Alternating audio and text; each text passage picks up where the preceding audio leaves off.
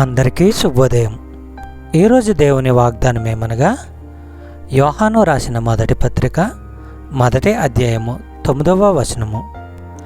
మన పాపములను మనము ఒప్పుకొని ఎడల ఆయన నమ్మదగిన వాడును నీతిమంతుడును గనుక ఆయన మన పాపములను క్షమించి సమస్త దుర్నీతి నుండి మనలను పవిత్రులుగా చేయును. పాపాలను ఒప్పుకోవడం అంటే దేవుడు వాటి గురించి చెప్తున్న దాన్నే మనము చెప్పడము, సమ్మతించడము. దేవుడెప్పుడు తన మాటకు విశ్వసనీయంగా ఉంటాడు. మనుషులను రక్షించాలన్న తన ఏర్పాటుకు, తన స్వభావానికి విశ్వసనీయంగా ఉంటాడు. ఆయన క్షమించే దేవుడు.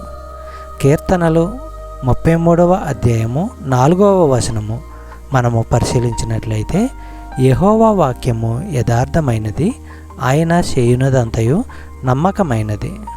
చెప్పబడిన వాగ్దానము దేవుడు దీవించి ఆశీర్వదించునుగాక. ఆమేన్.